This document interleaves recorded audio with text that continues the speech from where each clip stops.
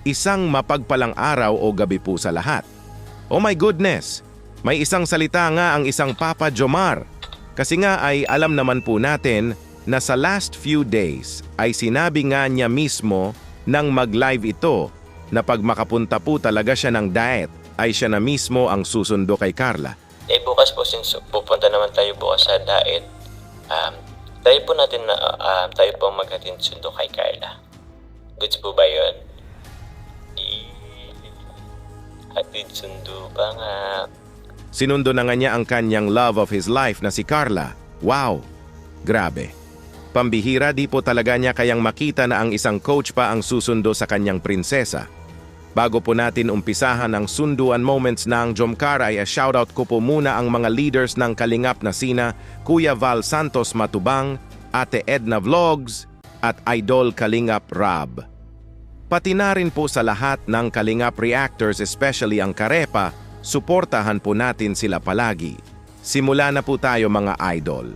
Bago pa pala naging successful ang pagsundo ni Papa Jomar kay Carla, ay may problema pa pala siyang napagdaanan. Kasi nga ay ang car pala niya ay biglang nasira, kumbaga di na talaga umaandar, kaya naging problemado nga po si Papa Jomar dito na mahigit 2 oras nga daw siyang gumawa ng paraan para lang mapaandar ang kotseng sasakyan ng isang Carla. Buti na nga ay to the rescue si Pastor Air Villagomez. Ayan, so buti ngayon naabutan na natin si Kuya Joms. Kuya Joms, ano nangyari? Thank you po at ngayon. So Hindi again, naman. yung sasakyan ko hindi umandar ka. Ay hindi nagano yung remote. Yung remote. Gaano ka nakatagal na nandito 2 kanina? hours na. What? Ay 2 hours. Actually ganun pa kaming hapon mga alas 2, alas 3 andito. Pero na ano ko po siya. Dos, grabe. Ang oras na po ngayon ay magsi-6 na. Actually susundin kasi namin si Carla. Nag-OJT siya ngayon kahit Nag-OJT siya grade sa- 2. Wow. So, susundo ka, kaso nasira. Kaso nasira. Kanina pa ako 2 hours na akong problemado. Ay sorry po. 2 hours. Opo. Pambihira talaga. Parang sinusubukan ata si Papa Jomar ng panahon kung hanggang saan ang pagmamahal niya kay Carla na gagawin niya talaga lahat para lang mapaandar ang kotse na sasakyan ng kanyang prinsesa. At may naitanong nga si Pastor Air na kung sakali ba daw na di maayos ang car ay paano na ang pagsundo kay Carla, at ito nga ang naging sagot ni Papa Jomar patungkol dyan.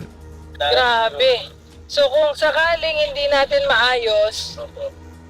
hindi mo masusundo si Carla. Hindi masusundo. Baka pag pumunta lang din kami. Kasama ko magpupunod. Napira. Grabe. Hassle. Nako po! Parehas pala sila na mag-commute para makauwi.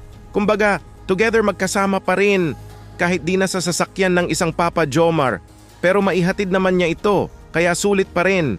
Kasi nahatid na niya ang kanyang prinsesa. Nakasama pa niya ito.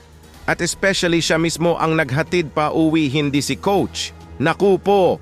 At parang gusto natang magpapalit ang car ng isang Papa Jomar. Ito po. So, mukhang may pinapahiwatig to, Kuya Joms.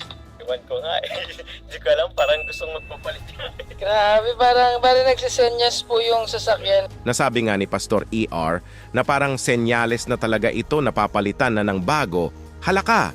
If may budget naman si Papa Jomar, ay why not para naman ay sa susunod na masundo niya ang kanyang love of his life na si Carla ay wala nang po problemahin na baka masira na naman ang car niya.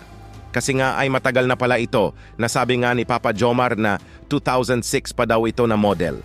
At tinitest na nga nila ang car ng isang Papa Jomar. So, tingnan natin, Kuya Joms, kung mapapagana. Buti na lang. Ang gagawin natin ay isi-series po natin. Kasi low bat yung instead na maghanap pa sila po ng magcha-charge. Opo. Ayan, titingnan natin po.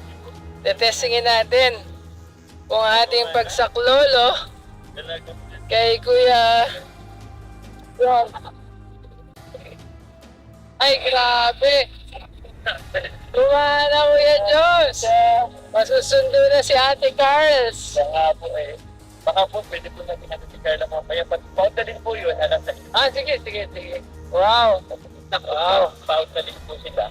Kasi 5 ano natin. 5. Sa wakas ay successful nga ang pag-rescue ni Pastor A.R. Villagomez na natulungan niya po talaga ang isang Papa Jomar sa ilang oras na car problem nito.